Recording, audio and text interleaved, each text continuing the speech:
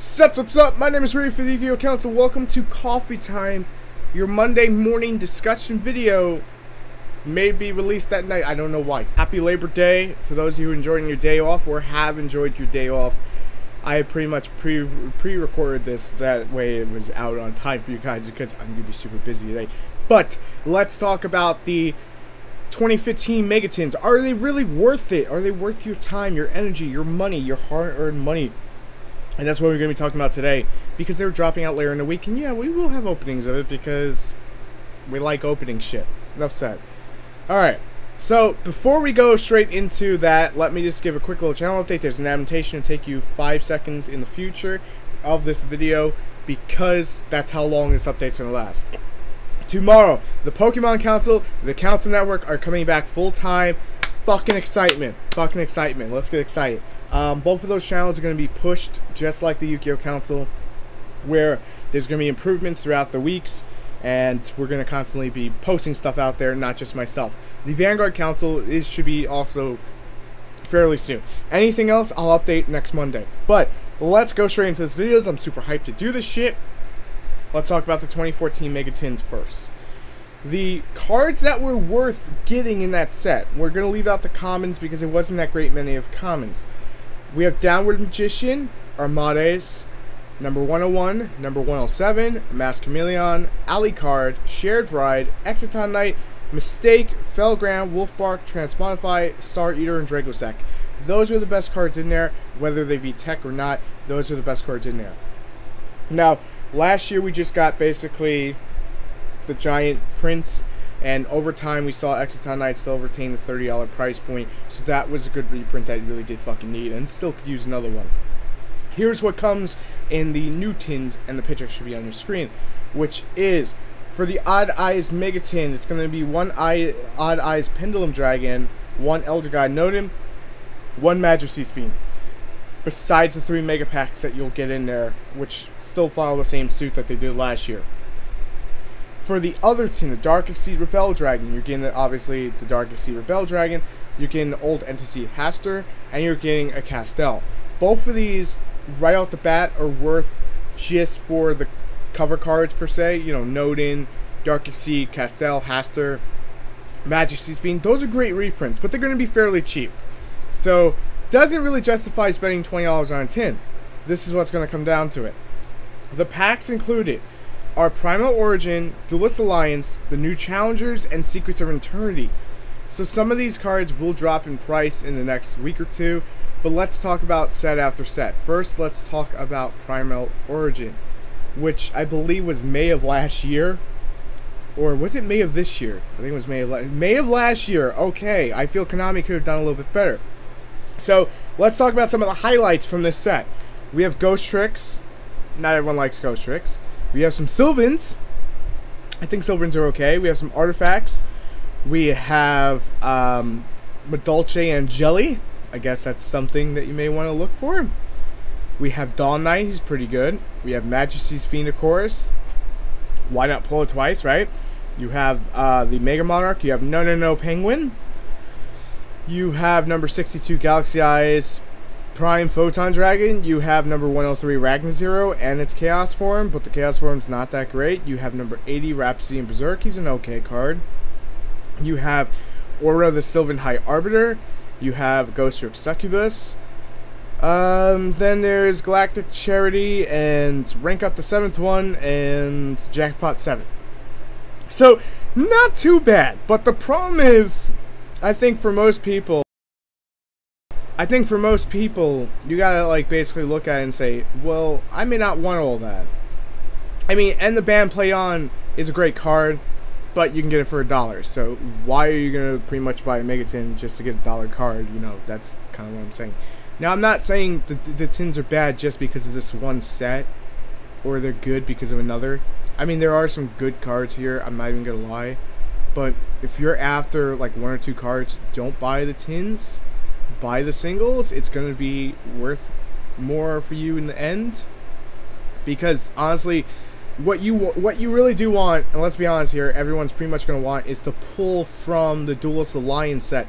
And I swear that's what Konami should have just done. It said, here's Star Strike Blast reprint, just for whatever reason, here is Duelist Alliance reprint in a tin, and just called it a fucking day. But let's go over the Duelist Alliance and why I'm saying what I'm saying. So there's the normal pendulums that create their own deck that's extremely good. There's the Odd Eyes Pendulum Dragon, which we're getting as a cover card. There's the Performer Pals, and obviously they're getting new support. I'm not fully sure if any of that's going to be used. There's the Satellar Knights, the main ones, the cores, the Neb, the Altair, the Vega. There's the Shaddolls, the Falco, the Hedgehog, the Squarmata, the Dragon, the Beast, the core of a Shaddol deck. There's the Yang Zing, that basically you have the fire, the earth, the water, the wind, the light. You have every Yang Zing you could pretty much ask for. You have the Nefarious Archfiend Eater, which honestly I think is a great tech card, but I just can't fully find use for it 100%. But then you have things like Breaker the Dark Magical Warrior, which are not that great, or Rise in the Mega Monarch, which on paper looks really cool. White Prince is a dollar card that maybe you do want, but still. El Shaddol, Construct, and Winda are great reprints that come out of this set. Braxia and Satellar Knight Deltios and Castel are great reprints for the secondary market. Now there's also the fact that Saphira comes in here, but you can get Saphira for extremely cheap. Just to be fair. Shaddol Fusion, Satellar Knight Skybridge, Satellar Knight Alpha, these all come in here too. Very good choices for reprints because of the set. Time of Light to go with that, well, to go with the Saphira. The Monarch Storm 4th is a great common, so that's definitely something I don't think anyone would mind pulling out, because you could just trade it away if anything, because Monarch's getting new support. There's the Yang Zing Path, which I believe was like $30, so that would make a good reprint. There's Satellar Knight Alpha. There's Sinister Shadow Games. There's the Skarm, Graf, Seer, and Dante, Traveler of the Burning Abyss. So those are all great reprints by themselves. You know, just those alone. You have the UAs making an appearance. And then you just have some random cards like that are really good, like Panzer Dragon. Panzer Dragon, that was Dragon. But the whole thing is, there's quite a good, you know, bunch of cards that come out of the Duelist Alliance. So that makes the tin by itself worth it. If you pull from there, you know, there's plenty of great cards here. You can't really go wrong. And then moving on to like the new challengers, right? This is where we really got the Cleaforts. So that's going to be a thing. But there's also a lot of Super Heavyweight Samurai. There's Fluffles. And then you have Cleafort Scout, which is extremely cheap at this point. You have all the other Cleaforts. And everything's remaining its normal rarity, mind you. And then we have Towers. We have Satellar Knight Cirrus, Satellar Knights, basically the ones that no one really uses. The Shaddol Hound that no one really uses. Then we have the two Dark Yang Zings, the ones that are Dark Attribute.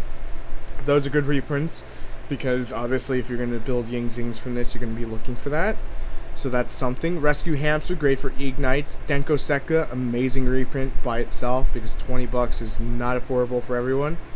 And I'm not speaking about myself, just for those asshole haters, just saying. Just had to throw that out there. Then there's like the El Shaddol Earth Fusion, and the Yazi, and the Herald of Arc Light, and the Dark Exceed Rebel Dragon, and the Satellar Knight Trivier. I feel if Konami would have thrown in, can't remember the pack name now. The pack that Necrots came in, this would be that much better, but it just purposely seems like they're leaving them out for whatever reason. It's fine, but I'm just saying it, you know, it made more sense. The Sacrifice, the equipped spell card for Cleaforts are in here, so that's also another good card that like if I was opening this, I wouldn't mind pulling out, because it's good, it's usable. Solemn Scolding, very interesting card by itself, also pretty good to pull. More Burning Abyss are in here. Obviously, the Synchro and the other two effect monsters. You have the UAs, the Fire Lake is in here. The Utopia Beyond, if you Utopia fans, but it's a good rank 6, so I'm not even going to deny that. It is an immediately godly rank 6. So, I mean, there's plenty of things between Duelist Alliance and new challengers that make it worth it, but again, it's such a big set. There's really no telling, and I just want to basically also mention Herald of Ultimateness, because it is amazing. But the problem is, it's such a big set, it's going to be diluted to really pull those cards, and you may just pull one or two good cards, and then you're going to be sitting there for a while and going, this really wasn't worth it. So you gotta ask yourself if it's honestly worth it. So let's go to Secrets of Eternity, which not that great of a set outside of a few things. So we have Dragoons of Draconia, we have the Performer Pals, we have Super Heavyweight Samurais, we have one Raid Raptor, I quote, one. We have Infernoids, which welcome Infernoid reprints. We welcome you with open arms because honestly, it'll get more people playing the deck, and hopefully after Meta Nuke, people would actually make it become super duper playable, and I know it dies of like a lot of resources and whatnot. Outside of that, there's a good few commons like Unizombie. He's really good, but there's some bad secrets and supers in here. You cannot deny that. Like Jinzo Jector, I don't think anyone would want to pull that. Or Skill Blue Magician over something that would be better, you know, just like one of the Cleaforts or something that you can move. And the Karats of Gungnir is in here. That's not too bad, but they only really ever play one. And being a reprint set, who's really going to use it at this point? But things like Satellar Knight, Concealer Diamond, I welcome with open arms because it's a good reprint. It really is a good, you know, reprint to have that come out. There's the Pot of Riches, which is also a pretty good card for something like Ignites. So little things like that, that's where you basically really need to look at. There's some Burning Abyss that no one's really, I don't believe too many people play or don't play. There are the rest of the UA. So pretty much you can build a UA deck even cheaper now. And there's like one Spiritual Beast, Ritual Beast here. It's just one. But I feel if Konami would have went back, I can't remember, like it's on the tip of my tongue, I'm going to put it in an annotation. I can't remember the name of the set. I feel if Konami would have put that set in here. The Secret Forces. I think it's the Secret Forces. Correct me if I'm wrong. If they would have put that in here, I think this set would be a lot more solid as a reprint set. But the question still remains, is it worth your time? Honestly, at the end of the day, that's something you're going to have to, you know, go over with and just ask for yourself. And I just basically want to give a giant overview for this. But in all respect, for me, it's not 100% worth it at all. Because I just rather pick up singles, and that's why I try stressing to people. There's always going to be people, especially YouTubers, buying boxes and stuff to open because it's fun to do, or they want to get featured on something, I don't know. You know, whatever their reason is their reason. Or they want to sell stuff. That's cool. It's fine. It's understandable. For the rest of us who don't really want to buy stuff, singles are just a great way to go, because at the end of the day, you're going to get your money's worth. But if you really want that note in, and you don't want to wait for it to drop down to like $2, everyone and their mother's going to have it, it's a cutthroat business when you sell stuff. If you don't want to wait for that, then just go out on Friday, buy a Megatin. We'll probably have ours Wednesday, Thursday. So come back here and you'll see it. It'll be the featured video for a little while. And we'll open up some Megatins for you guys. But anyway, is it worth it for you? For me? No. For you guys, it could be. Only you guys can answer that. But let me know what you think of the Megatins. Are you picking them up on Friday, or are you staying the hell away from Megatins? And I'm Ryu for the Yu-Gi-Oh! Council. Thanks for watching. Hey guys, this shows you the last two videos as advantations. You could just click them and it'll take you there.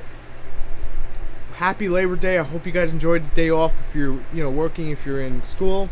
I still hope you enjoyed the day off, because I know what it's like to have a day off. It's amazing. You don't get it that often. For the rest of us, guys, tomorrow we are launching a Pokemon Council, and the Council Network will be going back to like regular uploads. So this little box thing is going to change a little bit.